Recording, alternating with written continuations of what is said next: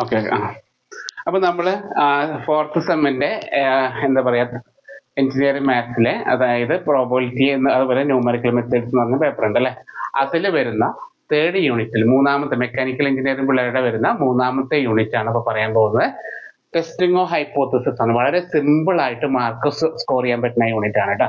അപ്പൊ ഇതില് നമ്മൾ ചെയ്യുന്ന കുറച്ച് പ്രോസസ് ഉണ്ട്. ഏത് ക്വസ്റ്റ്യൻ വന്നാലും നമ്മൾ ഈ സ്റ്റെപ്പ് എഴുതി വെക്കണം. ആ സ്റ്റെപ്സ് നമുക്ക് മനസ്സിലാക്കണം. അതിനു മുമ്പ് കുറച്ച് കാര്യങ്ങൾ നമ്മളിവിടെ ചെയ്യാൻ പോകുന്നത്, നമ്മൾ രണ്ട് കാര്യങ്ങൾ അറിഞ്ഞിരിക്കണം. ഒന്ന്, പോപ്പുലേഷൻ എന്ന് പറയുന്നത് എന്താണെന്നും പോപ്പുലേഷൻ. രണ്ട്, സാമ്പിൾ എന്ന് പറയുന്നത് എന്താണെന്നും അറിഞ്ഞിരിക്കണം. മനസ്സിലായോ? അപ്പോൾ നമ്മൾ ഒരു കാര്യം ടെസ്റ്റ് ചെയ്യാൻ പോവുക, എന്തെങ്കിലും ഒരു സിറ്റുവേഷൻ നമ്മൾ ടെസ്റ്റ് ചെയ്യാൻ പോകുമ്പോൾ ചില സിറ്റുവേഷൻ നമുക്ക് ദ ഹോൾ ഡാറ്റ, അതായത് നമ്മളെല്ലാവരും പറയുന്ന വളരെ സിമ്പിൾ എക്സാമ്പിൾ ആണ്. നമ്മൾ ചോറ് വെക്കുന്നത്, ഒരു കലത്തിൽ നമ്മൾ ചോറ് വെക്കുന്ന വെച്ചോ. അപ്പൊ എന്തുണ്ടാവുന്നു? ഒരു കലത്തില് ചോറ് എടുത്തു വെച്ചു. ഓക്കെ, അതില് അരിയൊക്കെ തിളച്ചു, എല്ലാം വെന്തു അല്ലെ. അത് എങ്ങനെ വെന്തെന്ന് മനസ്സിലാവുക? എങ്ങനെ വെന്തെന്ന് മനസ്സിലാവുക?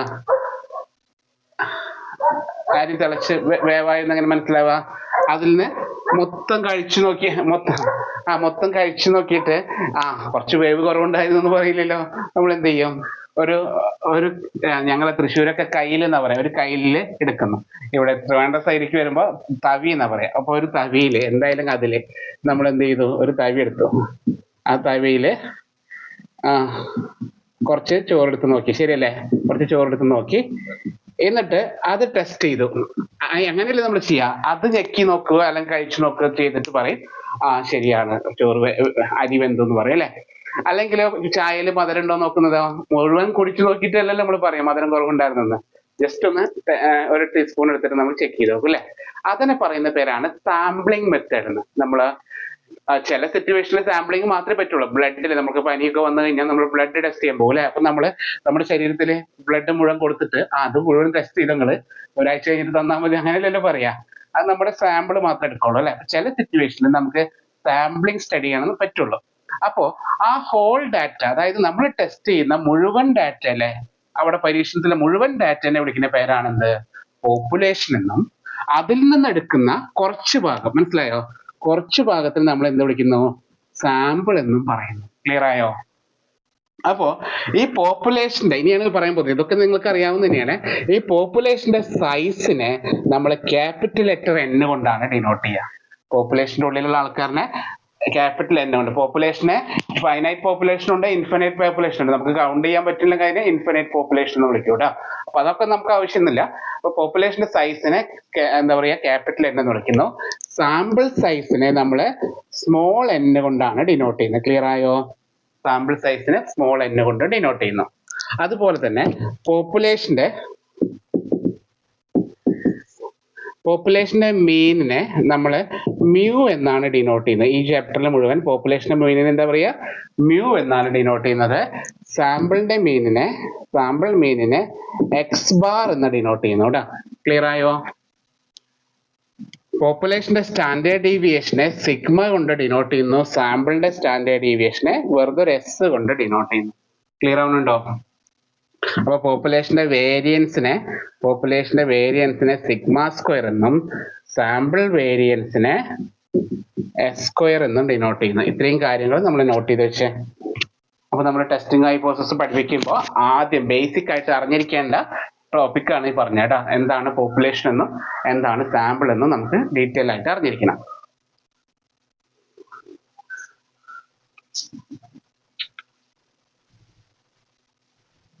ഓക്കെ, അപ്പൊ നമ്മൾ ഇത്രയും കാര്യങ്ങൾ ബേസിക് ആയിട്ട് നമുക്ക് അറിഞ്ഞിരിക്കണേ. ഇനി നമുക്ക് എന്താണ് ടെസ്റ്റിംഗ് ഓഫ് ഹൈപ്പോത്തസിസ് എന്ന് പറയാം. അപ്പോൾ ഈ പറയുന്ന ഒരു സിറ്റുവേഷൻ നമുക്ക് ഈ ക്വസ്റ്റ്യനിൽ തരും. മനസ്സിലായോ? അതായത് ഇപ്പൊ സിമ്പിൾ ഒരു എക്സാമ്പിൾ പറഞ്ഞാൽ ക്വസ്റ്റ്യൻ പേപ്പറിൽ എപ്പോഴും കാണുന്ന ഒരു ക്വസ്റ്റ്യൻ ആണ്. ഒരു കമ്പനി, ഒരു ബൾബിന്റെ കമ്പനി, ഇപ്പൊ നമ്മുടെ കമ്പനി ഏതാ? LED ബൾബിന്റെ കമ്പനിയുടെ പേര്, ബൾബ് കാണാലോ. ഓക്കെ, LED ഏതാ? ഒരു കമ്പനിയുടെ പേര് പറഞ്ഞതാ? ഫിലിപ്സിന്റെ ഒരു കമ്പനി, ബൾബിന്റെ കമ്പനി എടുത്തു. അവര് പറയാണ് ഒരു ബൾബ് നമുക്ക് തരുമ്പോ നമ്മളോട് പറയും 1 year വാറണ്ടി എന്നല്ലേ പറയാ. മനസ്സിലായോ? അങ്ങനെ പറയില്ല നമ്മള്. അപ്പൊ നമ്മളോട് അങ്ങനെ പറയുന്നത്, ശരിക്കും പറഞ്ഞാൽ അവര് പറയുന്ന രീതി അങ്ങനെയല്ല പറയേണ്ടത്. അതായത് ഇത്രയും മണിക്കൂർ കത്തും എന്നൊക്കെയാണ് ശരിക്കും പറയേണ്ടത്. മനസ്സിലായോ? 1500 മണിക്കൂർ കത്തും. മനസ്സിലായല്ലോ? അങ്ങനെയൊക്കെയാണ് ഒരു ബൾബിന്റെ. ഇപ്പൊ നമ്മള് ടയറിന്റെ ഇത് പറയുന്നത് എങ്ങനെയാ? ടയറിന്റെ കാലാവധി നമ്മള് ടയർ എല്ലാരും കാറും ബൈക്കൊക്കെ ഉള്ളവരല്ലേ? അപ്പൊ നമ്മളിങ്ങനെ ടയറിന്റെ കാലാവധി പറയാ. ഒരു ഒരു കമ്പനിയുടെ ടയർ എടുത്തു കഴിഞ്ഞാല് അവര് ഇയർ പറയും, അത് പോരാഞ്ഞിട്ട് എന്ത് പറയും? എത്രയും കിലോമീറ്റർ ഓടുന്നാ പറയാ അല്ലെ? അപ്പൊ അപ്പൊ അങ്ങനത്തെ സിറ്റുവേഷൻ പ്രോബ്ലം നമുക്ക് തന്നിട്ട് അവർ പറയും ഈ MRF എന്ന് പറയുന്ന കമ്പനി നിങ്ങൾക്ക് എന്ത് തരുന്നു? നിങ്ങൾക്ക് അവർ പറയുന്ന വാഗ്ദാനം എന്ന് പറഞ്ഞാൽ അവരെ ടയർ ഇപ്പൊ എത്ര കിലോമീറ്റർ ഒരു 15,000 കിലോമീറ്റർ ഓടുമെന്ന് പറയുന്നു അവര്. മനസ്സിലായോ? അതായത് MRF എന്ന് പറയുന്ന കമ്പനി പറയുന്നു അവരുടെ ടയർ ഒരു ആവറേജാ പറയാം അല്ലെ? ഏകദേശം അങ്ങനെ പറയാം. ഏകദേശം 15,000 കിലോമീറ്റർ ഓടും. അതായത് അതിന്റെ ആവറേജ് ആണ് പറയുന്നത്. ആ ടയറിന്റെ ആവറേജ് ഒരു ഏകദേശം എന്താണ് പറയുന്നത്? 15,000 കിലോമീറ്റർ വരെ പോകും. അതുവരെ അവർ വാറന്റി തരും എന്ന് പറയും. അങ്ങനെ പറഞ്ഞു നോക്കിയ. അപ്പോ നമ്മൾ എന്ത് ചെയ്യുന്നു? അത് ടെസ്റ്റ് ചെയ്യാൻ പോകുന്നു, ശരിയാണോ എന്ന്. മനസ്സിലാവുന്നുണ്ടോ? അപ്പോൾ ടെസ്റ്റ് ചെയ്യാൻ പോകുന്നത് എന്ത് ചെയ്യാണ്? നമ്മൾ എന്ത് ചെയ്യുന്നു? ഒരു 100 സാമ്പിൾ എടുക്കുന്നു. മനസ്സിലായോ? അതായത് MRF എന്നുള്ള കമ്പനിയുടെ ടയർ ട്രിവാൻഡ്രത്ത് നിന്നുള്ള ഒരു 10 ടയർ എടുത്തു. ഒരു ഏകദേശം എറണാകുളത്ത് നിന്ന് പോയിട്ട് ഒരു 10 ടയർ എടുത്തു. അങ്ങനെയൊക്കെ സെലക്ട് ചെയ്തിട്ട് പല സ്ഥലങ്ങളിലായിട്ട് ഒരു 100 സാമ്പിൾ എടുക്കുന്നു. MRF എന്നുള്ള കമ്പനി നമുക്കറിയാലോ, അവർ ഇഷ്ടംപോലെ ലക്ഷക്കണക്കിന് ടയറുകൾ ഉണ്ടാക്കുന്നുണ്ട് അല്ലെ? അതിൽ വെറും 100 ടയർ എടുത്തിട്ട് നമ്മൾ ടെസ്റ്റ് ചെയ്യാണ്. മനസ്സിലായോ? ആ ടെസ്റ്റ് ചെയ്തിട്ട് നമ്മളൊരു കൺക്ലൂഷൻ എത്തും. മനസ്സിലായോ? അവർ പറയുന്നത് ഒരു കൺക്ലൂഷൻ, അവർ പറയുന്ന ആവറേജ് എന്താണ്? 15,000 കിലോമീറ്റർ കിട്ടുന്നുണ്ടോ എന്ന് ടെസ്റ്റ് ചെയ്യാൻ പോകുന്നു. അങ്ങനത്തെ ഒരു സിറ്റുവേഷൻ വരുന്ന പ്രോബ്ലംസ് നമുക്ക് തരും. എന്നിട്ട് നമ്മളോട് പറയും അവർ പറഞ്ഞ കാര്യം ശരിയാണോ അല്ലയോ എന്നത് ടെസ്റ്റ് ചെയ്യാൻ പറയും. കാര്യം മനസ്സിലായോ? അതായത് കമ്പനി പറയുന്ന കാര്യം 15,000 കിലോമീറ്റർ നിങ്ങൾക്ക് കിട്ടുന്നു എന്ന് പറയുന്ന കാര്യം നിങ്ങളോട് സാമ്പിൾ സ്റ്റഡി ഉപയോഗിച്ചുകൊണ്ട് ടെസ്റ്റ് ചെയ്യാൻ പറയുന്നു. അതാണ് ഈ ടെസ്റ്റിംഗ് ഓഫ് ഹൈപ്പോത്തസിസ് നടക്കുന്നത്. മനസ്സിലാവുന്നുണ്ടോ? ക്ലിയർ അല്ലടാ? അപ്പോൾ മനസ്സിലാക്കേണ്ടത് ഇത്രയേ ഉള്ളൂ. നമ്മൾ സാമ്പിളിനെ ഡിപ്പെൻഡ് ചെയ്തിട്ടാണ് അപ്പൊ സ്റ്റഡിയുടെ കാര്യങ്ങളൊക്കെ മുന്നോട്ട് പോകുന്നത്. പോപ്പുലേഷൻ ഇല്ല എന്നല്ല, സാമ്പിളിനെ കൂടി ഡിപ്പെൻഡ് ചെയ്തിട്ടാണ് നമ്മൾ മുന്നോട്ട് പോകുന്നത്. അപ്പൊ സാമ്പിളിന് നമ്മളെന്ന് പറഞ്ഞാൽ എടുക്കുന്ന സൈസ് ഉണ്ടല്ലോ, ഞാൻ നേരത്തെ പറഞ്ഞില്ലേ, സാമ്പിളിന്റെ സൈസ് N എന്ന് പറയുന്നത് 100 ആണ് എടുക്കുന്നതെങ്കിൽ അതിനെ പറയുന്ന പേര് ലാർജ് സാമ്പിൾ എന്നാണ്. ലാർജ് സാമ്പിൾ എന്ന് വിളിക്കുന്നത്. ഓക്കെ, 100 വരെ. അപ്പൊ എപ്പോഴാണ് ലാർജ് സാമ്പിൾ എന്ന് പറഞ്ഞാല് 30-ൽ കുറവ് വരികയാണെങ്കിൽ, size N less than or equal to 30, 30-ഓ അതിൽ കുറവോ വരികയാണെങ്കിൽ അതിനെ സ്മോൾ സാമ്പിൾ എന്നും 30-ൽ കൂടുതലാണ് വരുന്നതെങ്കിൽ അതിനെ ലാർജ് സാമ്പിൾ എന്നും നമ്മൾ പറയുന്നു. മനസ്സിലായോ? അപ്പോൾ എന്തിനത് പറയുന്ന വെച്ചാല് നമുക്ക് 2 ടൈപ്പ് ഓഫ് ടെസ്റ്റുകളുണ്ട്. സെറ്റ് അല്ല, 2 ടൈപ്പ് ടെസ്റ്റ് പഠിക്കാനുണ്ട്. അപ്പോ ഫസ്റ്റ് നിങ്ങൾ ഹെഡിങ് എഴുതാ, ലാർജ് സാമ്പിൾ ടെസ്റ്റ് എന്ന് ഹെഡിങ് എഴുതാ large sample test. Okay,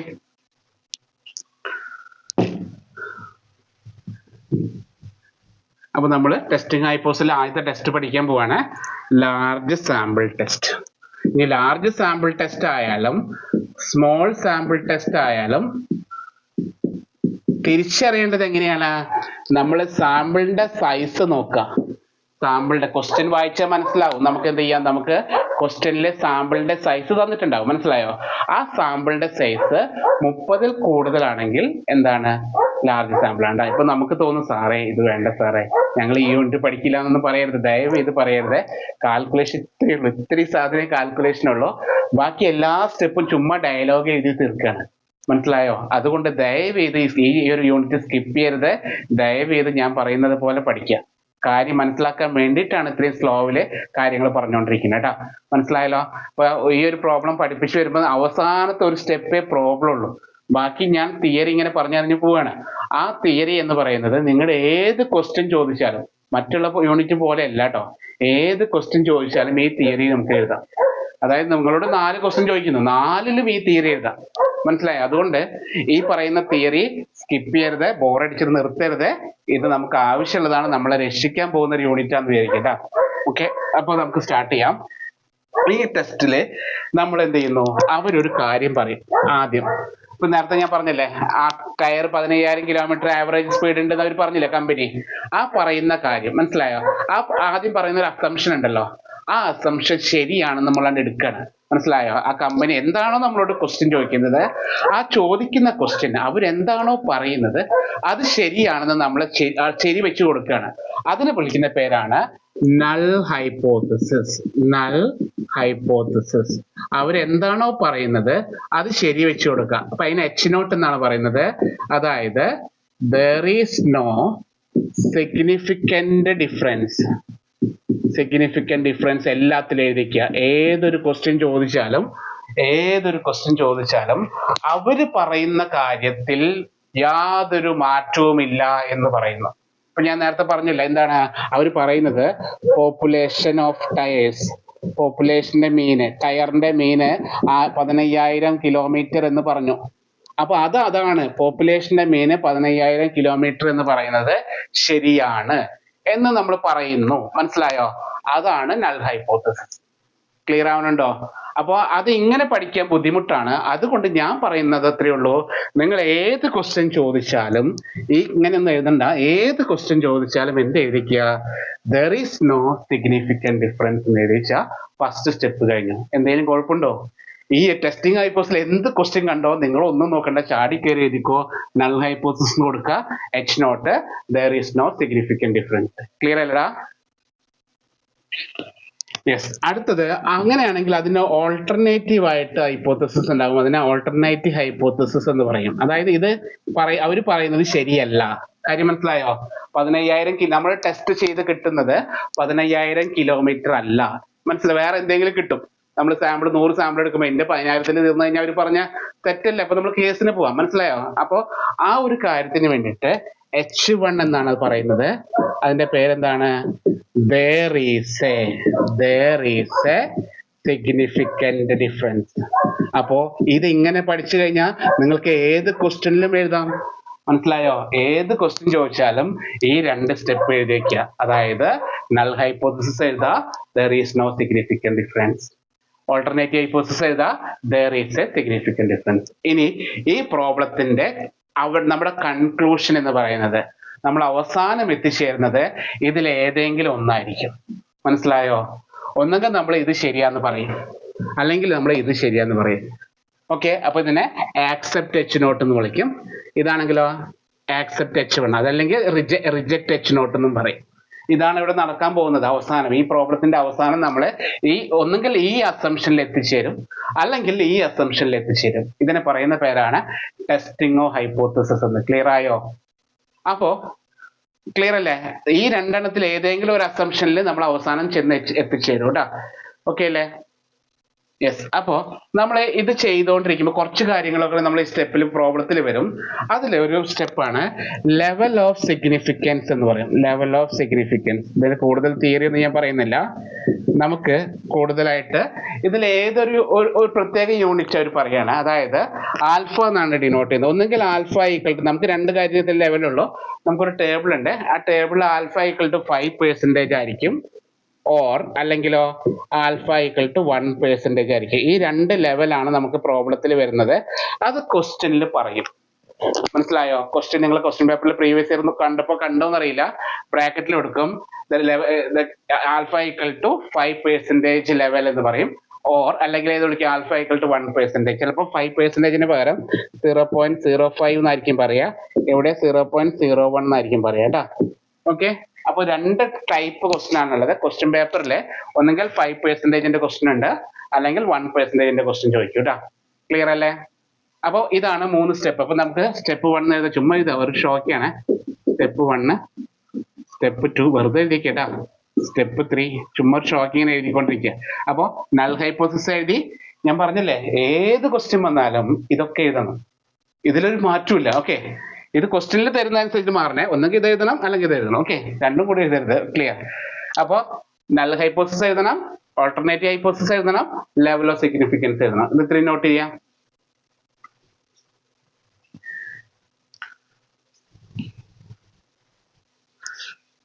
yes. അപ്പൊ അടുത്ത സ്റ്റെപ്പ് എന്ന് പറയുന്നത് ഇത്രയും കഴിഞ്ഞ 3ാമത്തെ സ്റ്റെപ്പിന് പറയുന്നതാണ് ക്രിറ്റിക്കൽ റീജിയൻ എന്ന് പറഞ്ഞാൽ. അതായത്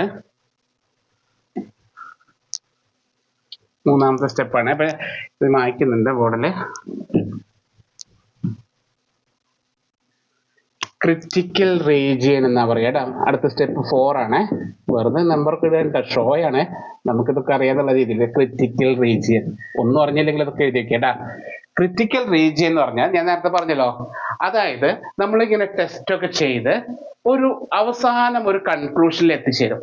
കൺക്ലൂഷൻ എന്ന് പറഞ്ഞാൽ എന്താണെന്ന് വെച്ചാൽ അറിയോ, ഒന്നെങ്കിൽ നമ്മൾ ആദ്യം പറഞ്ഞ നൾ ഹൈപ്പോത്തസിസിനെ സെലക്ട് ചെയ്യേണ്ടി വരും, അല്ലെങ്കിലോ H1 അല്ലെ ഓൾട്ടർനേറ്റീവിനെ സെലക്ട് ചെയ്യേണ്ടി വരും. അത് എപ്പോഴാണെന്ന് കണ്ടുപിടിക്കുന്ന ഒരു റീജിയൻ ആണ്. അതായത് ആക്സെപ്റ്റോ റിജക്റ്റോ വരുന്ന റീജിയൻ, മനസ്സിലായോ? ആ റീജിയനെ വിളിക്കുന്ന പേരാണ് എന്ത്? Critical region. എന്നൊരു ഫോമുല ഉണ്ട്. നമ്മളൊരു വാല്യൂ ആണ് കാൽക്കുലേറ്റഡ്, എന്താണെന്ന് പ്രോബ്ലം ചെയ്യുമ്പോൾ പറഞ്ഞു തരാൻ പറ്റുള്ളൂ കേട്ടോ. കാൽക്കുലേറ്റഡ് മോഡ് ഇസഡിന്റെ വാല്യൂ ആണ്, ഇസഡ് ടെസ്റ്റ് ആണ്. നമ്മൾ ലാർജ് സാമ്പിളിനെ ടെസ്റ്റിനെ വിളിക്കുന്ന പേര് ഇസഡ് ടെസ്റ്റ് ആണ്. അപ്പൊ മോഡ് ഇസഡിന്റെ value less than, okay, less than എന്ന് പറയുന്ന ഒരു ഫിക്സഡ് വാല്യൂ ഉണ്ട്. അതായത് അത് എന്തിലെന്ന് പറയാവേ, ഞാൻ എഴുതി കഴിഞ്ഞിട്ട് പറഞ്ഞുതരാം. 1.96. അതെങ്ങനെ കിട്ടി കഴിഞ്ഞാൽ നമ്മുടെ ഈ ചാപ്റ്റർ പഠിക്കണമെങ്കിൽ നമുക്കൊരു സ്റ്റാറ്റിസ്റ്റിക്കൽ ടേബിൾ എക്സാമിന് കൊണ്ടുപോകണം. നിങ്ങൾ ആ ടേബിളിൽ നിന്ന് കിട്ടുന്ന വാല്യൂ ആണ് കേട്ടോ 1.96. അത് നിങ്ങൾ അല്ലെങ്കിൽ ബൈ ഹാർട്ട് ചെയ്യുക. ലാർജ് സാമ്പിളിൽ 1.96 ആണെന്ന് ബൈ ഹാർട്ട് ചെയ്യുക കേട്ടോ. ഒരു മിനിറ്റ്,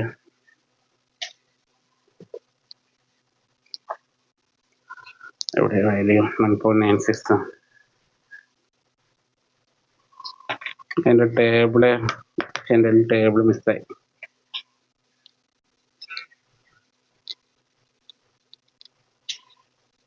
നോർമൽ ഡിസ്ട്രിബ്യൂഷൻ ടേബിൾ അതല്ല, അല്ലാതെ ടേബിൾ ഉണ്ട്. 1.96 തന്നെ എഴുതാം. വേറെ ബുക്ക് എടുക്കാം, സോറി കേട്ടോ. അതായത് എന്തായാലും നോക്കാം. അതായത് 1.96 തന്നെയാണ്. തൽക്കാലം ലാർജ് സാമ്പിൾ പഠിക്കുക. അതിന് സ്മോൾ സാമ്പിൾ ഞാൻ ഡീറ്റെയിൽ ആയിട്ട് ടേബിൾ വെച്ചിട്ട് കാണിച്ചു തരാം കേട്ടോ. അപ്പൊ ലാർജ് സാമ്പിളിൽ calculated mod Z less than 1.96 ആയി എന്ന് വിചാരിക്കുക. അതായത് നമ്മൾ കണ്ടുപിടിക്കുന്ന വാല്യൂ 1.96, മനസ്സിലായോ? ആ വാല്യൂവിനേക്കാൾ കുറവാണ് കിട്ടുന്നതെങ്കിൽ അപ്പൊ നമ്മൾ എന്ത് ചെയ്യണം? ആക്സെപ്റ്റ് H0, അതായത് നൾ ഹൈപ്പോത്തസിസ് ആണ് ശരി എന്നെടുക്കണം. കാര്യം പറഞ്ഞു മനസ്സിലായോ അർജുൻ? ഓക്കെടാ, നമ്മൾ പറയുന്ന കാര്യം, അതായത് കാൽക്കുലേറ്റഡ് മോഡ് ഇസഡ് നമ്മൾ എടുക്കുന്ന വാല്യൂ 1.96നേക്കാളും കുറവാണ് വരുന്നതെങ്കിൽ, അതായത് നമ്മളിപ്പോൾ ഞാൻ പറഞ്ഞില്ലേ, നിങ്ങൾ ടെസ്റ്റ് ചെയ്യുന്നു ആ സാമ്പിളിന്റെ വെച്ചിട്ട് അതിനൊരു ഫോർമുല ഒക്കെ ഉണ്ട്. ആ ഫോർമുല മാത്രം ചെറിയൊരു കാൽക്കുലേഷൻ, ആ കാൽക്കുലേഷൻ ചെയ്ത് കിട്ടുന്ന വാല്യൂ 1.96നേക്കാളും കുറവാണ് വരുന്നതെങ്കിൽ നമ്മൾ എന്ത് ചെയ്യണം? ആക്സെപ്റ്റ് H0നെ ആക്സെപ്റ്റ് ചെയ്യണം. അതുപോലെ തന്നെ കാൽക്കുലേറ്റഡ്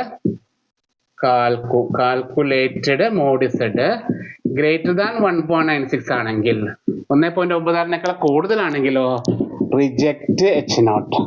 അതായത് റിജക്റ്റ് H0 എന്ന് പറഞ്ഞ മീനിങ് എന്താണ്? ആക്സെപ്റ്റ് H1 ആണ് കേട്ടോ, മനസ്സിലായിക്കൊള്ളേ. H0 റിജക്ട് ചെയ്തു എന്ന് പറഞ്ഞ മീനിങ് ഓട്ടോമാറ്റിക്കലി എന്തായിരിക്കും? H1 ആണ് ശരി, H1 ആണ് ശരി എന്ന് എടുക്കണം. ഇതിനെ പറയുന്ന പേരാണ് ക്രിറ്റിക്കൽ റീജിയൻ. ശ്രദ്ധിച്ചോളേ, ഇത് ആൽഫ = 5% കണക്കിലാണ്. 5% ലെവലാണിത്. ഓക്കെ, ആൽഫ = 1% വരുമ്പോ ഈ ഫോർമുല വീണ്ടും മാറുന്നുണ്ട്. ഞാനൊരു ആൻസർ അതിന് ഓർമ്മയിൽ നിന്ന് പറയണേ, ശരിയാവുമെന്ന്. Calculated mod Z less than 2.58 ട്ടാ, 2.58 ആയിരിക്കും. അപ്പോൾ വന്നാൽ ആക്സെപ്റ്റ് H0. ഓക്കെ, മറക്കരുത്. 1% വാല്യൂ മാറി 1.96ന് പകരം എന്താണ് വരിക? 2.58 വരും. Calculated mod Z greater than 2.58 ആയി കഴിഞ്ഞാൽ റിജക്റ്റ് H0 കേട്ടോ. അപ്പൊ ഈ ഒരു കാര്യം നോട്ട് ചെയ്യുക. 1%ലും 5%ലും എന്താണ്? ഇത് ഡിഫറെന്റ് ആണ് കേട്ടോ. ഇനി ഒരു കാര്യമുണ്ട്, നമുക്ക് സ്മോൾ സാമ്പിൾ ടെസ്റ്റില് ഈ വാല്യൂ അല്ല കേട്ടോ, അവിടെ ഒരു ടേബിൾ ഉപയോഗിച്ച കാണാം. ടേബിൾ വാല്യൂ, ടി ടെസ്റ്റിന്റെ ഒരു ടേബിൾ ഉണ്ട്, ടി ഡിസ്ട്രിബ്യൂഷന്റെ ടേബിൾ ഉണ്ട്. അത് ഉപയോഗിച്ചുകൊണ്ടാണ് നമ്മൾ ചെയ്യുക കേട്ടോ. ഓക്കെ, അതപ്പോൾ പിന്നീട് പറയാവേ. ഇപ്പൊ നമ്മൾ ലാർജ് സാമ്പിൾ ആണ് നോക്കുന്നത്. സോ മോഡ് ഇസഡിന്റെ വാല്യൂ 5%ന്റെ പ്രോബ്ലം ആണെങ്കിൽ 1.96നേക്കാൾ കുറവാണ് നമുക്ക് കിട്ടുന്നതെങ്കിൽ ആക്സെപ്റ്റ് H0, 1.96നേക്കാൾ കൂടുതലാണ് കിട്ടുന്നെങ്കിലോ റിജക്റ്റ് H0. ക്ലിയർ അല്ലേ? 2.58നേക്കാൾ കുറഞ്ഞു കഴിഞ്ഞാൽ ആക്സെപ്റ്റ് H0. ഇത് 1% അല്ലേ? 2.58നേക്കാൾ കൂടിക്കഴിഞ്ഞാൽ റിജക്റ്റ് H0. ഇനി സ്റ്റെപ്പ് 5 ഇവിടെയാണ് ഞാൻ പറയുന്നത്. സ്റ്റെപ്പ് 5 വിളിക്കുന്ന പേര് ടെസ്റ്റ് സ്റ്റാറ്റിസ്റ്റിക് എന്നാണ്. ടെസ്റ്റ് സ്റ്റാറ്റിസ്റ്റിക് എന്ന് പറയും. ഇതാണ് നമ്മൾ പഠിക്കേണ്ട ഫോർമുല. ആകെ കൂടിയുള്ള ഒരു കാൽക്കുലേഷൻ എന്ന് പറയുന്നത് മാത്രമാണ്. ഓക്കെ, നിങ്ങൾ ബൈഹാർട്ട് ചെയ്യേണ്ടത് ഇത് മാത്രമാണ് കേട്ടോ. ഓക്കെ അല്ലേ? അതില് ഒരു 4 ടൈപ്പ് ഉണ്ട്. 3 പഠിക്കണം നമ്മൾ. ഓക്കെ, തൽക്കാലം ഇന്ന് ഞാൻ 3 പഠിച്ചുതരാം. ഓക്കെ അല്ലേ? അപ്പോൾ ഇതിന് ഡീറ്റെയിൽ ആയിട്ട് ഈ സ്റ്റെപ്പ് 5 മാത്രമാണ് നമ്മൾ ബൈഹാർട്ട് ചെയ്യാനുള്ളത്. സ്റ്റെപ്പ് 5 ഡീറ്റെയിൽ ആയിട്ട് പഠിക്കണം കേട്ടോ. ഓക്കെ, അപ്പൊ നമ്മൾക്ക് മെയിൻ ആയിട്ട് നോക്കേണ്ടത് ഈ ടെസ്റ്റ് സ്റ്റാറ്റിസ്റ്റിക്കിൽ 4 ഫോർമുലാസ് ഉണ്ട്. ഇസഡ് ടെസ്റ്റിന്റെ ഫോർമുലാസ് ആണ് കേട്ടോ. അപ്പൊ അതാണ് പഠിക്കുന്നത്. ലാർജ് സാമ്പിൾ ആണ് ഇപ്പൊ നോക്കിക്കൊണ്ടിരിക്കുന്നത്. സ്മോൾ സാമ്പിളിലെ ഫോർമുലയില് ചെറിയ വ്യത്യാസങ്ങളുള്ളൂ, വലിയ വ്യത്യാസങ്ങളൊന്നുമില്ല. ശ്രദ്ധിക്കുക, ഈ ഒരു യൂണിറ്റിൽ മുഴുവനായിട്ട് ഇത്ര മാത്രമേ ഉള്ളൂ കേട്ടോ. ശ്രദ്ധിച്ചോളണേ, ഈ 4 ഫോർമുല മാത്രമേ ഉള്ളൂ. ഈ 4 ഫോർമുലയെങ്കിലും പഠിച്ചു കഴിഞ്ഞാൽ നമുക്ക് ഈ ഒരു യൂണിറ്റിലെ ഒരു ക്വസ്റ്റൻ എങ്കിലും കിട്ടും കേട്ടോ. ഓക്കെ അല്ലേ? അപ്പോൾ സ്കിപ്പ് ചെയ്യരുത്. അപ്പോൾ പഠിക്കേണ്ട ഫോർമുല ഇതാണ്. കേസ് 1, ഒന്നാമത്തെ case Z equal to Z ടെസ്റ്റിന്റെ ഫോർമുലയാണ്. ഇതാണ് ടെസ്റ്റ് സ്റ്റാറ്റിസ്റ്റിക് കേട്ടോ എന്ന് പറയുന്നത്. അവിടുത്തെ formula Z equal to X bar minus mu by sigma by root N. ഇതാണ് ഫോർമുല കേട്ടോ. X bar minus mu by sigma by root N. അപ്പൊ ഇതിന്റെ മീനിങ് എന്താ? അതായത് ഇതിൽ എന്തൊക്കെ തന്നിരിക്കുന്നത്? എക്സ് ബാർ എന്താ, എൻ എന്താ? എൻ എന്ന് പറഞ്ഞ സാമ്പിളിന്റെ സൈസ് ക്വസ്റ്റ്യനിൽ തന്നിട്ടുണ്ടാവണം. ദെൻ എക്സ് ബാർ എന്താ? സാമ്പിളിന്റെ മെയിന് ക്വസ്റ്റ്യന് തന്നിട്ടുണ്ടാവും. ഓക്കെ. മ്യൂ എന്താ? പോപ്പുലേഷൻ മീൻ, പോപ്പുലേഷന്റെ മീന് ക്വസ്റ്റ്യനിൽ തന്നിട്ടുണ്ടാവും. സിഗ്മ എന്താ? പോപ്പുലേഷൻ സ്റ്റാൻഡേർഡ് ഡീവിയേഷൻ, ഇതും ക്വസ്റ്റ്യനിൽ തന്നിട്ടുണ്ടാവും കേട്ടോ. കാര്യം മനസ്സിലായോ? അപ്പൊ ഇത്രയും തന്നു കഴിഞ്ഞാല് നമ്മൾ ഈ ഫോർമുല യൂസ് ചെയ്യുക. അതിന്റെയും കുഴപ്പമുണ്ടോ? മനസ്സിലായോ? അതായത് ക്വസ്റ്റ്യൻ വായിച്ചു നോക്കി മനസ്സിലാക്കണം. നിങ്ങൾക്ക് കണ്ടാൽ മനസ്സിലാവും, വളരെ എളുപ്പമാണ്. ക്വസ്റ്റ്യൻ വായിച്ചാൽ നമുക്ക് മനസ്സിലാവും. ഞാൻ നേരത്തെ പറഞ്ഞ പോലെ MRF ടയറിന്റെ മീൻ തരും. MRF കമ്പനിയുടെ മൊത്തത്തിൽ മീൻ എന്ന് പറഞ്ഞാൽ അതാണ് മ്യൂ, പോപ്പുലേഷന്റെ മീൻ. മനസ്സിലായോ? നമ്മൾ എടുക്കുന്ന 100 സാമ്പിളിന്റെ മീൻ തരും, അതാണ് എക്സ് ബാർ. അപ്പൊ ക്വസ്റ്റ്യനിൽ എല്ലാം തരും. മനസ്സിലായോ? ആ ക്വസ്റ്റ്യൻ നോക്കി നമ്മൾ മനസ്സിലാക്കി എടുക്കുക. ഇത് ഇത്രയും, അതായത് ക്വസ്റ്റ്യനിൽ എൻ ഉണ്ട്, എക്സ് ബാർ ഉണ്ട്, മ്യൂ സിഗ്മ തന്ന ഈ ഫോർമുല എന്താണ്? Z equal to X bar minus mu by sigma by root N. Clear ആയോ? X bar minus mu by sigma by root N. Clear അല്ലേ? ഓക്കെ. ഇനി ചില പ്രോബ്ലത്തില് ഏതാ, ഇൻ സം പ്രോബ്ലം, ചില പ്രോബ്ലത്തില് some problem in the place of sigma എന്ന് പറഞ്ഞ പോപ്പുലേഷൻ സ്റ്റാൻഡേർഡ് ഡീവിയേഷനിലെ അത് തരുന്നതിന് പകരം ദേ ഗിവൺ അവരെന്ത് തരും? എസ് തരും. എസ് എന്ന് പറഞ്ഞാല് സാമ്പിളിന്റെ സ്റ്റാൻഡേർഡ് ഡീവിയേഷൻ. മനസ്സിലായോ? സാമ്പിളിന്റെ SD ആയിരിക്കും തരിക, പോപ്പുലേഷൻ SD തരില്ല. അതിന് പകരം സാമ്പിളിന്റെ സ്റ്റാൻഡേർഡ് ഡീവിയേഷൻ ആണ് തരിക. അപ്പൊ ഫോർമുലയിൽ ചെറിയൊരു മാറ്റം വരുത്തുന്നുണ്ട്. X bar minus mu by S by root N എന്ന് പറയുന്നു കേട്ടോ. ക്ലിയർ ആയോ? X bar minus mu by S by root N. അപ്പോ രണ്ട് വ്യത്യാസമൊന്നുമില്ല. പോപ്പുലേഷന്റെ സിഗ്മയ്ക്ക് വേറെ ഇവിടെ എസ് വന്നെന്ന് മാത്രം വ്യത്യാസം. ക്ലിയർ അല്ലേ? ഓക്കെ അല്ലേ? യെസ്. അടുത്തത് രണ്ടാമത്തെ ടൈപ്പ്. ഇത് ഫസ്റ്റ് ടൈപ്പ് കേട്ടോ. സെക്കൻഡ് ടൈപ്പ് പറയുന്നത് 2 സാമ്പിൾ ഉണ്ടാവും. 2 സാമ്പിൾ സൈസസ് N1 ഉം N2. 2 സാമ്പിളിന്റെ സൈസ് നമുക്ക് തരും. മനസ്സിലായോ? അതുപോലെ 2 സാമ്പിൾ മീന്, 2 സാമ്പിളിന്റെ മീന് തരും. X1 ബാറും X2 ബാറും. ഓക്കെ, എങ്ങനെയാണ്? 2 സാമ്പിളിന്റെ സൈസ്, 2 സാമ്പിളിന്റെ മീന്, അതുപോലെ 2 പോപ്പുലേഷൻ സ്റ്റാൻഡേർഡ് ഡീവിയേഷൻ. 2 പോപ്പുലേഷന്റെ സ്റ്റാൻഡേർഡ് ഡീവിയേഷൻ തരും. എന്താണ്? സിഗ്മ 1 ഉം സിഗ്മ 2. കാര്യം മനസ്സിലാവുന്നുണ്ടോ? അതായത് 2 സാമ്പിളിന്റെ എന്താ പറയുക സൈസ്, 2 സാമ്പിളിന്റെ മീന്, 2 സാമ്പിളിന്റെ സ്റ്റാൻഡേർഡ് ഡീവിയേഷൻ വന്നാല് ഇസഡ് കാണാനുള്ള ഫോർമുലയാണ് x1 bar minus x2 bar divided by root of sigma 1 square by n1 plus sigma 2 square by n2. ഇതാണ് ബൈ ഹാർട്ട് ചെയ്യേണ്ടത്. ഇപ്പൊ രണ്ട് ഫോമുല ബൈ ഹാർട്ട് ചെയ്യുക. ഈ രണ്ടെണ്ണം പഠിച്ചാലും മതി. ഓക്കെ, കൂടുതലില്ലെങ്കിലും ഈ രണ്ടെണ്ണെങ്കിലും പഠിക്കുക കേട്ടാ. മനസ്സിലായോ എന്താ formula? x1 bar minus x2 bar by sigma 1 square by n1 plus sigma 2 square by n2. ഏറ്റവും ആൾക്കാർ സ്കിപ്പ് ചെയ്യേണ്ട ടോപ്പിക്കാണ് നമ്മൾ പഠിപ്പിക്കാൻ പോകുന്നത് കേട്ടോ. ക്ലിയർ അല്ലേ? ഞാൻ നേരത്തെ പറഞ്ഞ പോലെ ഇവിടെയും സിഗ്മ 1 സ്ക്വയറിന് പകരം സിഗ്മ 2 സ്ക്വയറിന് പകരം ചിലപ്പോ സാമ്പിളിന്റെ എന്താ പറയാ സ്റ്റാൻഡേർഡ് ഡീവിയേഷൻ തരും. അതായത് s1 സ്ക്വയറും s2 സ്ക്വയറും ചിലപ്പോൾ തരും കേട്ടോ. അപ്പൊ ഫോമുല എങ്ങനെ വരിക? x1 bar minus x2 bar by root of s1 square by n1 plus s2 square by n2 അങ്ങനെ തരും കേട്ടോ. ക്ലിയർ അല്ലേ? വ്യത്യാസം മനസ്സിലായോ? സിഗ്മയ്ക്ക് പകരം എസ് കൊടുക്കാറുണ്ട് കേട്ടോ.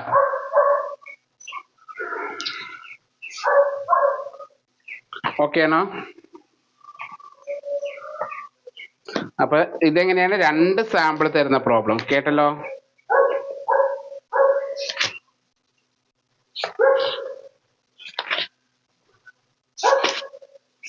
ഓക്കെ അല്ലേ?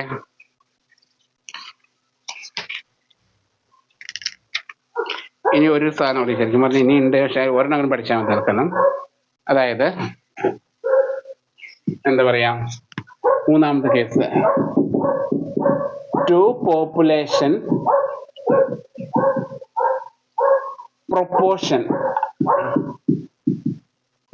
പ്രൊപ്പോർഷൻ തരാം. അതായത് റേഷ്യോ തരും. റേഷ്യോ എന്ന് ഉദ്ദേശിക്കുന്നത് ഞാനൊരു എക്സാമ്പിൾ പറയാം. അതായത് ഇതിലൊരു പ്രോബ്ലം ഉണ്ട്. ഒരു ഗ്രാമത്തിൽ അല്ലെങ്കിൽ ഒരു ജില്ല വേണ്ട, ഒരു സ്ഥലത്ത്, ഒരു സിറ്റി, ഒരു എന്താ പറയുക ലോക്കൽ ഏരിയ, ഒരു ഏരിയയില് 1000 പേരിൽ മനസ്സിലായി അങ്ങനെ ചോദിക്കുക, 1000 പേരിൽ 400 പേര് ചായ കുടിക്കുന്നു. ഓക്കെ, ചായ കുടിക്കുന്നവരുടെ എണ്ണം മനസ്സിലായോ? വേറൊരു സ്ഥലത്ത് വേറൊരു സാമ്പിളില് 1200 പേരിൽ 500 പേര് ചായ കുടിക്കുന്നു. മനസ്സിലായോ? അങ്ങനത്തെ ഒരു ക്വസ്റ്റ്യൻ. അപ്പൊ അതിന്റെ റേഷ്യോ ആണ് തരുന്നത്. ആവറേജും അതുപോലെ ഇതൊന്നും അല്ല തരുന്നത്. മനസ്സിലായോ? ക്വസ്റ്റ്യനിലെ റേഷ്യോ, അതായത് P1 equal to x1 by n1 എന്ന് പറയുന്ന ഒരു റേഷ്യോ, അതായത് P2 equal to x2 by n2 എന്ന് പറയുന്ന റേഷ്യോ നമുക്ക് തരും. അങ്ങനെ രണ്ട് പ്രൊപ്പോർഷൻ തരുന്ന പ്രോബ്ലം. അങ്ങനെ മൂന്നെണ്ണം തൽക്കാലം പഠിക്കുന്നുള്ളൂ നമ്മളെ. രണ്ട് പ്രൊപ്പോർഷൻ തരുന്ന പ്രോബ്ലം. അങ്ങനെ വരുമ്പോൾ ഇസഡ് കാണാനുള്ള ഫോമുല ഇതാണ്: P1 minus P2 by root of capital PQ into 1 by n1 plus 1 by n2. ഇതാണ് ഫോമുല. എന്താണ്? P1 minus P2 by root of capital PQ into 1 by n1 plus 1 by n2. ശ്രദ്ധിച്ചോളണേ, ഇതിലെ capital P എന്നുള്ളത് n1 P1 plus n2 P2 by n1 plus n2 എന്നാണ് formula കേട്ടോ. എന്താ formula? n1 P1 plus n2 P2 by n1 plus n2. അതിൽ problem ചെയ്യുമ്പോൾ പറഞ്ഞാൽ എളുപ്പമാണ്. ക്യാപിറ്റൽ Q എന്ന് പറഞ്ഞാൽ 1 മൈനസ് P. ഇത്രയൊന്ന് നോട്ട് ചെയ്യുക. പ്രോബ്ലം ചെയ്യുമ്പോൾ നിങ്ങൾക്ക് ക്ലിയർ ആയിട്ട് മനസ്സിലാവുക. അത്ര വലിയ റിസ്ക് ഇല്ലായിരുന്നു എന്നുള്ള കാര്യം കേട്ടോ. അത്ര വലിയ കുഴപ്പമില്ല. ഒരു പ്രോബ്ലം ചെയ്താൽ തീരാവുന്ന പ്രശ്നമേ ഉള്ളൂ. ഓക്കെ, ഒരൊറ്റ പ്രോബ്ലം ചെയ്യാവേ. ഓക്കെ, അപ്പൊ നമ്മൾ ഒരു ചെറിയൊരു എക്സാമ്പിൾ നോക്കാവേ. അതായത് ക്വസ്റ്റ്യൻ വായിക്കാം. The mean life of 100 electric bulb produced by a company is 1570. അതായത് 100 ഇലക്ട്രിക് ബൾബ് പ്രൊഡ്യൂസ് ചെയ്യുന്ന ഒരു കമ്പനിയുടെ അതിന്റെ മീൻ ലൈഫ്, അതിന്റെ മീൻ എന്ന് പറയുന്നത് എത്രയാണ്? 1500 അവർ ആണ്. With standard deviation 120 hours. With standard deviation എത്രയാണ്? 120 hours. അതായത് അവർ പറഞ്ഞിരിക്കുന്നത് ഒരു കമ്പനിയുടെ ബൾബിന്റെ മീൻ ലൈഫ് എത്ര ബൾബിന്റെ? 100 ബൾബിന്റെ. അപ്പോ സാമ്പിളിന്റെ സൈസ് തന്നിട്ടുണ്ട്. ഇവിടെ എഴുതാട്ടാ സൈഡില്. സാമ്പിളിന്റെ സൈസ് തന്നിട്ടുണ്ട്. N100 ആണെന്ന് തന്നു. അത് മനസ്സിലാക്കാൻ പറ്റിയോ? മനസ്സിലായല്ലോ? നമ്മളെടുത്ത സാമ്പിളിന്റെ എണ്ണം 100 ആണെന്ന് മനസ്സിലായി അല്ലേ? അതായത് ലാർജ് സാമ്പിൾ ടെസ്റ്റ് ആണ് യൂസ് ചെയ്യേണ്ടത്. നമ്മൾ യൂസ് ചെയ്യുന്നത് ലാർജ് സാമ്പിൾ ടെസ്റ്റ് ആണ്. ഇനി നമുക്കൊരു സ്മോൾ സാമ്പിൾ ടെസ്റ്റ് കൂടി ഉണ്ട്. അതായത് ലാർജ് സാമ്പിൾ ടെസ്റ്റിന്റെ പേരാണ് ഇസഡ് ടെസ്റ്റ് എന്ന് വിളിക്കും. ഇപ്പൊ നമ്മൾ പറഞ്ഞ ടെസ്റ്റ് ആണ് യൂസ് ചെയ്യേണ്ടത്.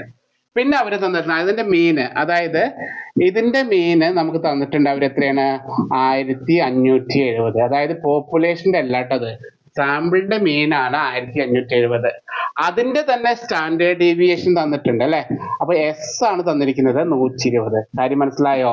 അപ്പൊ നോക്കുക, ക്വസ്റ്റ്യൻ തന്നിരിക്കുന്നത് മീൻ ലൈഫ് ഓഫ് 100 ഇലക്ട്രിക് ബൾബ്, അതായത് 100 ഇലക്ട്രിക് ബൾബിന്റെ മീൻ എന്ന് പറയുന്നത് 1570 ആണ്. മനസ്സിലായോ? അപ്പൊ N 100ഉം മീൻ എത്രയാണ് 1570. മനസ്സിലായോ? എക്സ് ബാർ അപ്പോൾ 1570 വിത്ത് സ്റ്റാൻഡേർഡ് ഡീവിയേഷൻ ആണ്. അപ്പോൾ എസ് ഡി അതായത് എസ് സ്മോൾ എസ് ആണ് സാമ്പിളിന്റെ കേസിൽ, അത് 120 എന്ന് തന്നു. ഇനി എന്താ പറഞ്ഞിരുന്നത്? The mu is the mean on time of all bulbs produced by the company. കമ്പനിയുടെ മൊത്തത്തിൽ, അത് നമ്മൾ നേരത്തെ പറഞ്ഞു, പോപ്പുലേഷന്റെ മൊത്തത്തിൽ മീൻ എന്താണ്? മ്യൂ ആണെന്ന് പറഞ്ഞിട്ടുണ്ട്. മനസ്സിലായോ? എങ്കിൽ test the hypothesis that mu equal to 1600. അപ്പൊ പോപ്പുലേഷന്റെ സ്റ്റാൻഡേർഡ് ഡീവിയേഷൻ അവർ പറഞ്ഞിട്ടുണ്ട് 1600 ആണോ എന്ന് ടെസ്റ്റ് ചെയ്യുക. എങ്ങനെ? അല്ലെങ്കിൽ വിത്ത് ആൾട്ടർനേറ്റീവ് ഹൈപ്പോസിസ് അവർ ക്വസ്റ്റ്യൻ തന്നിട്ടുണ്ട്, മ്യൂ നോട്ട് ഈക്വൽ ടു 1600. കണ്ട, എല്ലാം നമ്മൾ പറഞ്ഞു. ഒരു കാര്യം കൂടി ഉണ്ട്, ആൽഫ ഈക്വൽ ടു 5%, അതും പറഞ്ഞിട്ടുണ്ട് കേട്ടോ. അത് ലെവൽ ഓഫ് സിഗ്നിഫിക്കൻസ് എടുക്കേണ്ടത് 5%. അപ്പൊ ഇത്രയും കാര്യങ്ങൾ നമ്മൾ ക്വസ്റ്റ്യൻ വായിച്ചു നോക്കണേ. ചിലപ്പോ ഇവിടെ മ്യൂ എന്ന് അവർ പറഞ്ഞു, അങ്ങനെയൊന്നും പറയൂല. അവർ പറയൂ, സെന്റൻസിൽ ഒതുക്കുള്ളൂ. എന്താണ്? കമ്പനിയുടെ മൊത്തത്തിൽ ആവറേജ് എത്ര വരും? 1600 എന്ന് പറയും. അതായത് കമ്പനിയുടെ മൊത്തത്തിൽ ആവറേജിനെയാണ് നമ്മൾ എന്താ വിളിക്കുക? പോപ്പുലേഷൻ വിളിക്കുക. അപ്പോൾ പോപ്പുലേഷന്റെ മീൻ എന്നായിരിക്കും പറയാ കേട്ടാ. ക്ലിയർ ആയോ? ഡൗട്ട് ഉണ്ടോ? അപ്പോൾ ഇങ്ങനെ ഇത്രയും കാര്യങ്ങൾ തന്നാൽ ഏത് ടൈപ്പ്, ഏത് ഫോമിൽ, എത്രാമത്തെ ഫോമില? ഒന്നാമത്തെ ഫോമിലല്ലേ? അതായത് സൈസ് ഉണ്ട്, സൈസ് അറിയാം നമുക്ക്, അതുപോലെ മീൻ ഓഫ് സാമ്പിൾ മീൻ അറിയാം, അതുപോലെ സ്റ്റാൻഡേർഡ് ഡീവിയേഷൻ അറിയാം അല്ലെ? അപ്പൊ നമ്മൾ ഏത് ഫോമില യൂസ് ചെയ്യേണ്ടത്? ഏത് ഫോമില നമ്മൾ യൂസ് ചെയ്യണം? Z equal to X bar minus mu by S by root ആണ്. ശരിക്കും സിഗ്മ ബൈ റൂട്ട് തന്നെയാണ്, പക്ഷെ ഇവിടെ സിഗ്മ അല്ലല്ലോ തന്നത്, സാമ്പിളിന്റെ സ്റ്റാൻഡേർഡ് ഡീവിയേഷൻ ആണ്. അപ്പൊ എസ് ബൈ റൂട്ട് ആണ് കേട്ടോ. അപ്പൊ ഫസ്റ്റ് ഫോമുലയാണ് യൂസ് ചെയ്തിരിക്കുന്നത്. അപ്പൊ ഇങ്ങനെ എഴുതിയ മാർക്ക് കിട്ടില്ല കേട്ടോ. നമ്മൾ എന്ത് ചെയ്യുന്ന സ്റ്റെപ്പ് തുടങ്ങുക. അതാണ് ഞാൻ പറഞ്ഞത്, നിങ്ങൾ ഏത് ക്വസ്റ്റ്യൻ ചോദിച്ചാലും ആ സ്റ്റെപ്പ് ഒക്കെ എഴുതി വെച്ചോളൂ. ഒന്നുമില്ലെങ്കിൽ എന്തെങ്കിലുമൊക്കെ തരും. ഓക്കെ, അപ്പൊ ഇതാണ് സ്റ്റെപ്പ് 1. ഇങ്ങനെ ചുമ്മാ എഴുതട്ടെ, ഒരു ഷോയ്ക്ക് എഴുതാണ്. എന്താണ്? Null hypothesis.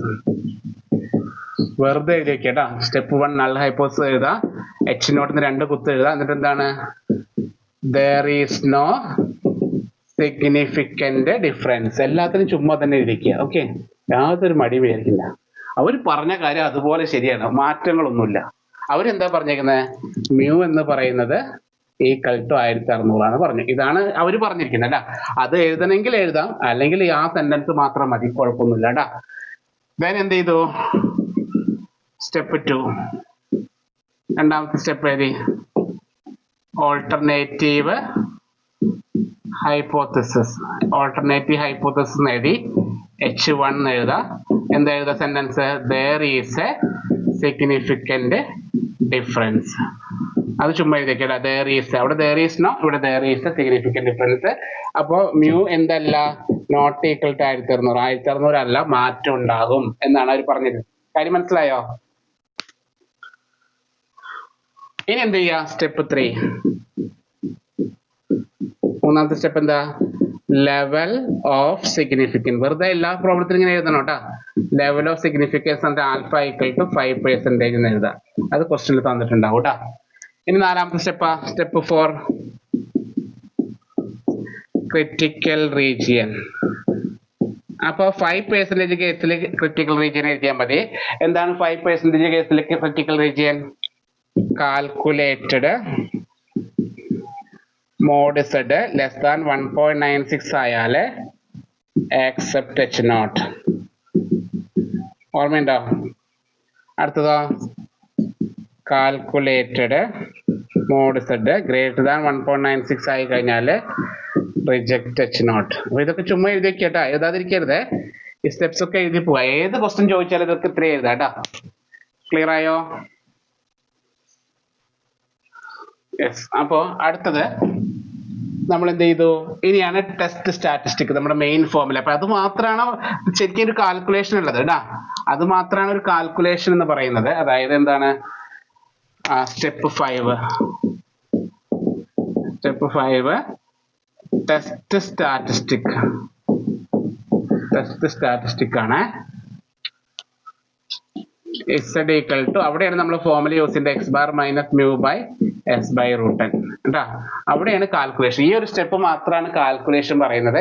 നമ്മൾ കിട്ടിയ വാല്യൂസ് അവിടെ ഇട്ട് കൊടുക്കും. ശരിക്കും ഇത് മാത്രം എഴുതിയാലും മതി. ഓക്കെ, എങ്കിലും സ്റ്റെപ്പ് എഴുതിയാലും മാർക്ക് കിട്ടുള്ളൂ. ഓക്കെ, അപ്പൊ എക്സ് ബാർ എത്രയാണ്? 1570 മൈനസ് 1600 ബൈ എസ് എത്രയാ? എസ് 120 ബൈ √10 അല്ലേ? അപ്പൊ 1570 1600 കുറയ്ക്കണം, -30 അല്ലേ? -30 ബൈ 120 ബൈ √10 100 അല്ലേ? -30 ബൈ ഇത് വെട്ടിക്കളയുമ്പോ 12. -30 ബൈ 12 എത്രയും നോക്കാം.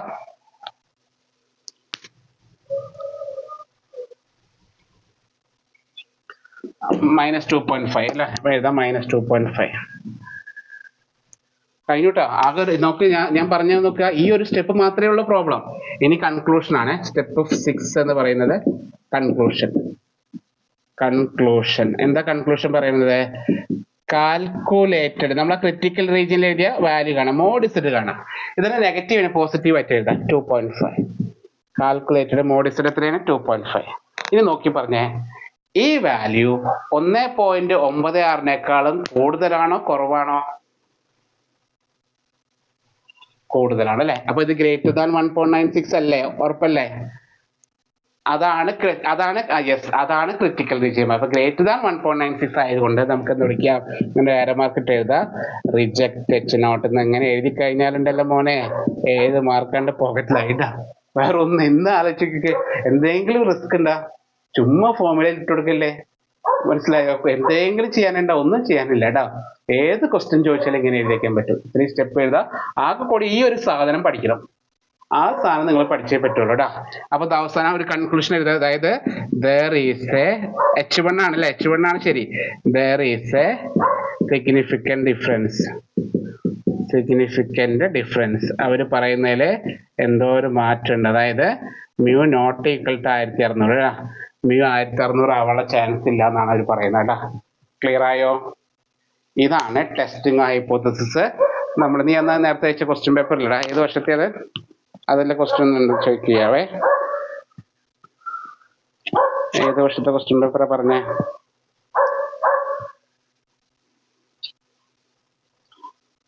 ജൂലൈ 2023 അല്ലേ? യെസ്, 21. ഒരു മിനിറ്റ്. ജൂലൈ 2020 നോക്കട്ടെ. ഞാൻ നോട്ടെ ജസ്റ്റ് ആടാ.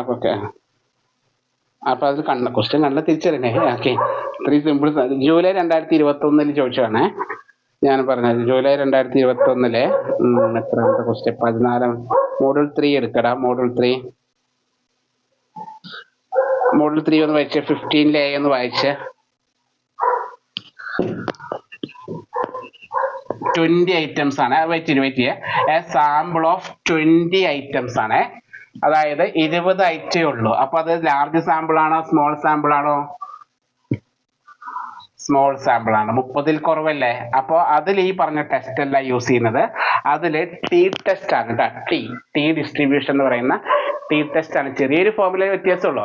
x bar minus mu by s by √10-1 അങ്ങനെ ചെറിയൊരു വ്യത്യാസമേ ഉള്ളൂ. അത് അവിടെ നിൽക്കട്ടെ, അത് അടുത്ത ക്ലാസ്സിൽ പഠിപ്പിക്കാം. അടുത്ത ക്വസ്റ്റ്യൻ വായിച്ചേ.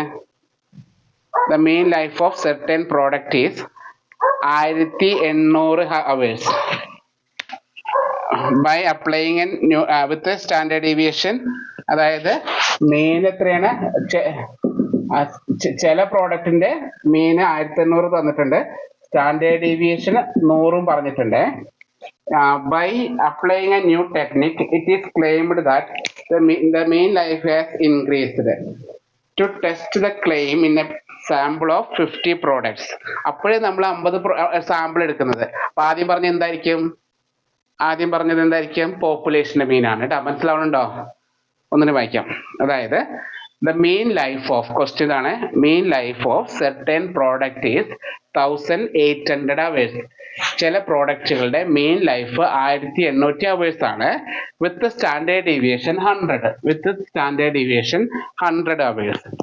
Okay, full stop. By applying a new technique, it is claimed that the mean life has increased. To test the claim, the sample of 50 products were taken. 50 product എടുക്കുന്നു. അപ്പൊ സാമ്പിൾ ആണ്. അപ്പൊ എന്നെ കിട്ടി 50. മനസ്സിലാവുന്നുണ്ടോ? 50 പ്രോഡക്റ്റ് എടുത്തു. were taken, it is found that the mean life is 1850. അപ്പൊ സാമ്പിളിന്റെ ആണ് കേട്ടോ, സാമ്പിളിന്റെ കേസാണ് പറഞ്ഞ 50 തന്നെ എടുത്തു. അതിന്റെ മീനാണ് പറഞ്ഞിരിക്കുന്നത്. അതിന്റെ മീൻ നമ്മൾ എന്താ പറയാ, എക്സ് ബാർ ആണ്. അത് 1850 ആണ് എടുത്തു. Okay, can we support that the claim at 1% level?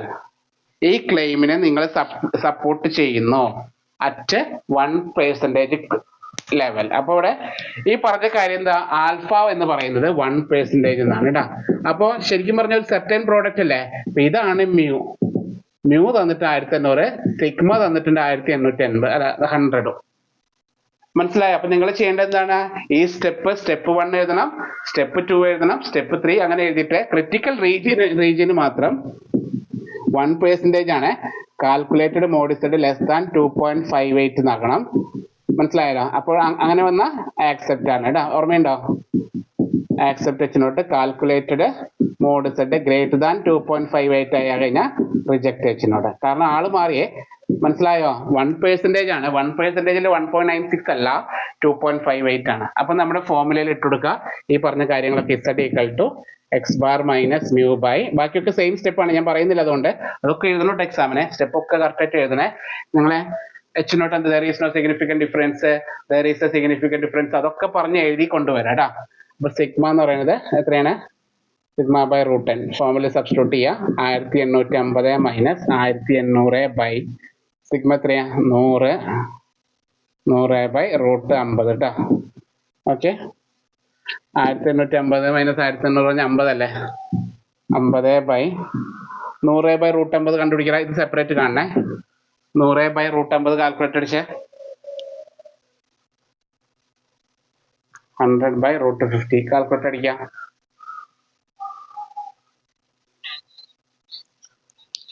14.142. ഇനി 50 ബൈ 14.142 കാണാം.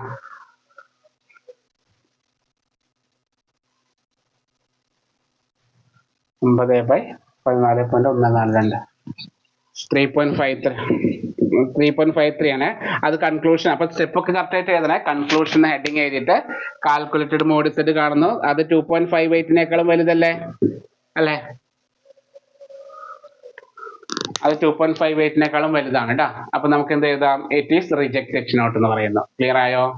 അതും റിജക്ട് എച്ച് നോട്ട് ആണ് കേട്ടോ. അപ്പൊ 2021 ചോദിച്ച ക്വസ്റ്റൻ ആണേ. അത് നിങ്ങളൊന്ന് കംപ്ലീറ്റ് ചെയ്യണേ. ഇനി അതിനിടെ 16 ബിയിൽ ഒരു ക്വസ്റ്റ്യൻ ചോദിച്ചിട്ടുണ്ട്.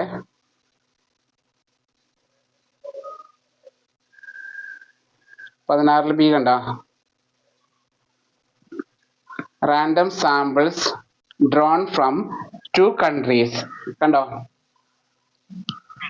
Random samples drawn from 2 countries gave the following data relating to height of adult males. മെയിലിന്റെ ഹൈറ്റ് ആണ് പറഞ്ഞേക്കണേ. എന്നിട്ടൊരു ടേബിൾ തന്നിട്ടുണ്ട്. ഒരു ടേബിൾ ഇങ്ങനെ തന്നിക്കാണ്. മനസ്സിലായോ? ഇപ്പൊ country A, country B, A എന്നുള്ള രാജ്യത്തിന് ബി എന്നുള്ള രാജ്യത്തിന് പറഞ്ഞിട്ടുണ്ട്. മീൻ ഹൈറ്റ് തന്നിട്ടുണ്ട്. പിന്നെ സ്റ്റാൻഡേർഡ് ഡീവിയേഷൻ തന്നിട്ടുണ്ട്. നമ്പർ ഓഫ് സാമ്പിളും തന്നിട്ടുണ്ട്. സാമ്പിളിന്റെ എണ്ണം തന്നിട്ടുണ്ട് കേട്ടോ. ഇവിടെ 67.42, 2.58, 67.25, 2.50, 1000, 1200. Is the difference between the means significant? Is the difference between the mean is significant? Is the difference between the mean is significant? ബ്രാക്കറ്റില് ആൽഫ ഈക്വൽ ടു 5% എന്ന് പറഞ്ഞു. അപ്പൊ ശരിക്കും പറഞ്ഞാൽ ഇങ്ങനെ ഒരു ക്വസ്റ്റ്യൻ കണ്ടപ്പോൾ നമുക്ക് ഇതുവരെ പറഞ്ഞൊന്നല്ല അല്ലെ, പക്ഷെ ഒന്ന് ചിന്തിച്ചു നോക്കുക. എന്താ തന്നിരിക്കുന്നത്? 2 രാജ്യത്തെ കുറച്ച് സാമ്പിൾ തന്നിട്ടുണ്ട് അല്ലെ. അതായത് എണ്ണം നോക്കിക്കോ. N1 എത്രയാ? N1 1000 ഉണ്ടോ, N2 1200. 2 രാജ്യത്തെ സാമ്പിൾ തന്നു. അതിനെന്താ പറഞ്ഞ ആ സാമ്പിളിന്റെ മീൻ തന്നു. അപ്പൊ x1 ബാർ 67.42, x2 ബാർ 67.25. കണ്ടോ? ഇനി എന്താ പറഞ്ഞിരുന്നത്? ആ സാമ്പിളിന്റെ തന്നെയാണ് സ്റ്റാൻഡേർഡ് ഡീവിയേഷൻ. അപ്പൊ S1 2.58, S2 2.50. ഇത്രയും തന്നു. അപ്പോ ഇത് നേരത്തെ സെയിം ക്വസ്റ്റ്യൻ തന്നെ. ടൈപ്പ് മാറി. ഇത് ഏത് ടൈപ്പായി? ലാർജ് സാമ്പിൾ തന്നെ. ലാർജ് സാമ്പിൾ ഏത് ടൈപ്പായി? ടൈപ്പ് 2 ആയി. രണ്ട് സാമ്പിളിന്റെ സൈസ് കണ്ടോ? ഞാൻ നിങ്ങൾ നോട്ട് നോക്കുക. രണ്ട് സാമ്പിളിന്റെ സൈസ്, രണ്ട് സാമ്പിളിന്റെ സ്റ്റാൻഡേർഡ് മീന്, രണ്ട് സാമ്പിളിന്റെ സ്റ്റാൻഡേർഡ് ഡീവിയേഷൻ വരുന്ന ഫോമിൽ എന്താ? Z equal to x1 bar minus x2 bar by root of s1 square by n1 plus s2 square by n2. കാര്യം മനസ്സിലായടാ? അപ്പോ ശരിക്കും പറഞ്ഞ സ്റ്റെപ്പ് ഒക്കെ എഴുതണോട്ടാ. ഞാനിപ്പോ സ്റ്റെപ്പ് എഴുതാതെ കാണിക്കുകയാണ്. നിങ്ങൾ ആദ്യം മുതൽ എന്ത് ചെയ്യണം? നൾ ഹൈപ്പോസിസ് എഴുതണം, ഓൾട്ടർനേറ്റീവ് ഹൈപ്പോസിസ് എഴുതണം, ലെവൽ ഓഫ് സിഗ്നിഫിക്കേഷൻ എഴുതണം, ക്രിട്ടിക്കൽ റീജിയൻ എഴുതണം, ടെസ്റ്റ് സ്റ്റാറ്റിസ്റ്റിക് എഴുതണം. എന്നിട്ടാണ് സബ്സ്റ്റിറ്റ്യൂട്ട് ചെയ്യേണ്ടത് കേട്ടോ. ഞാൻ നിങ്ങൾ അത് എഴുതിക്കൊള്ളണേ കേട്ടോ. ഇത് സബ്സ്റ്റിറ്റ്യൂട്ട് ചെയ്യാ. എത്ര വരിക? 67.42 minus 67.25 divided by root of 2.58 whole square by 1000 plus 2.50 whole square by 1200. ഇത് കണ്ടുപിടിക്കണം. മനസ്സിലായോ? ഈക്വൽ ടു ചെയ്യേണ്ട രീതി, ആദ്യം ന്യൂമറേറ്റർ കുറച്ചിടാം. ന്യൂമറേറ്റർ സെപ്പറേറ്റ് കുറച്ച് 67.42 മൈനസ് 67.25 കുറച്ച് എത്ര വരുന്ന?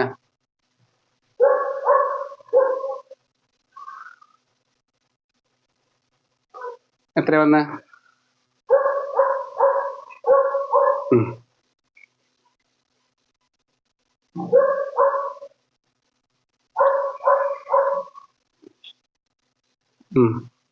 എത്ര? 0.17 കിട്ടിയ ഡിവൈഡഡ് ബൈ. ശ്രദ്ധിക്കുക, ഇത് എല്ലാം കൂടി ഒരുമിച്ച് ചെയ്യുമ്പോൾ തെറ്റാനുള്ള ചാൻസ് ഉണ്ട്. അപ്പോൾ റൂട്ട് അടുത്ത സ്റ്റെപ്പിൽ ചെയ്യാം. അപ്പൊ റൂട്ട് അങ്ങനെ ഇട്ടോളണേ. ഇനി മറ്റത് ചെയ്യാം. നീ കാൽക്കുലേറ്ററിൽ ഇതൊരു ബ്രാക്കറ്റ് ആടാ.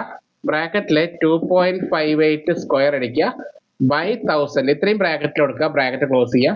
പ്ലസ് അടുത്ത ബ്രാക്കറ്റില് 2.50 സ്ക്വയർ അടിക്കുക ബൈ 1200 ഇടാ. ഇത് രണ്ടും കൂടി ഒരുമിച്ച് കൂട്ടിക്കോ. നിനക്ക് മറ്റേ ബൈ ഉണ്ട് അല്ലെ കാൽക്കുലേറ്ററിൽ? ആ കൂടിയ കാൽക്കുലേറ്റർ അല്ലേ? അപ്പൊ മറ്റേ ഈ സിമ്പിൾ ഇട്ടാൽ മതി. ഈ സിമ്പിൾ ഇട്ടിട്ട് ബൈ അടിച്ചാൽ മതി. അപ്പൊ പിന്നെ ബ്രാക്കറ്റ് ഇല്ലെങ്കിലും കുഴപ്പമില്ല. അടുത്ത പ്ലസ് ഇവിടെ 2.58 സ്ക്വയർ അടിക്കണേ ബൈ 1000. ഇവിടെ 2.50 സ്ക്വയർ ബൈ 1200. എത്ര ആൻസർ ആയിട്ട് പറഞ്ഞേ?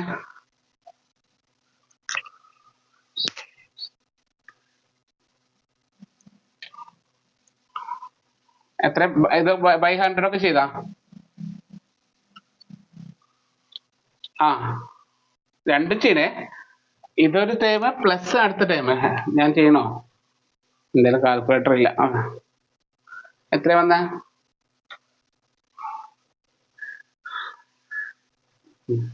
ഞാൻ പറയുന്നത് ശ്രദ്ധിക്കണം. ബ്രാക്കറ്റ് ഞാൻ പറയുന്നത് പോലെ ചെയ്യാം. ബ്രാക്കറ്റ് ഓപ്പൺ ചെയ്യാം.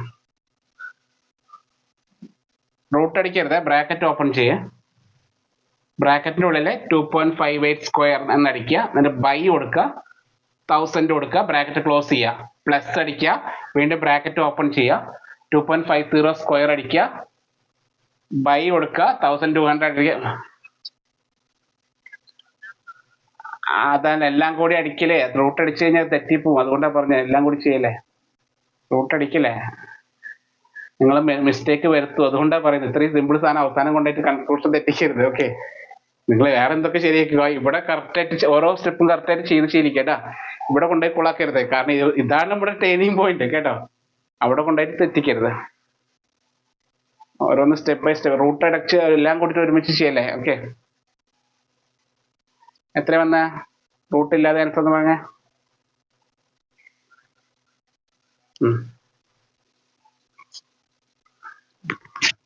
ഞാൻ തന്നെ ചെയ്യേണ്ടത്.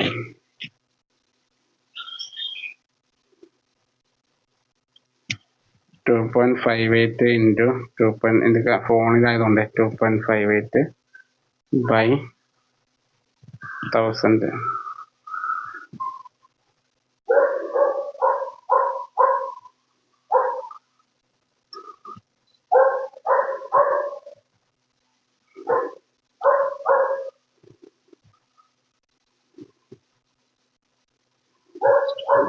2.58 into 2.58 എന്താ എത്ര നേരമായിട്ട് സമയം കളയുന്നത് ബൈ 1000. ആ അങ്ങനെ റേസ്റ്റൊക്കെ വരും, ഇൻറ്റു 10 റേസ്റ്റ് വരും, അത് കുഴപ്പമില്ല. പറയും 2.5 ഇൻറ്റു 10 റേസ്റ്റൊക്കെ വന്നാൽ കുഴപ്പമില്ല.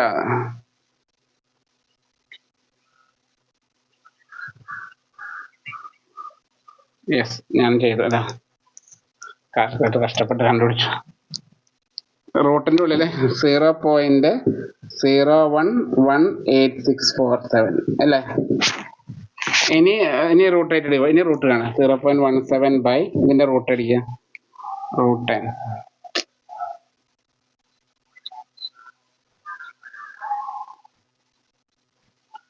Root of 0.011867. ഒരു മിനിറ്റ്. 0.10892925 ഡിവൈഡ് ചെയ്യട്ടെ. 0.17 ബൈ 0.17 ബൈ 0.108925 1.56 വന്നു. ഓക്കെ, 1.5607 1.56 കിട്ടി, കുഴപ്പമില്ലല്ലോ.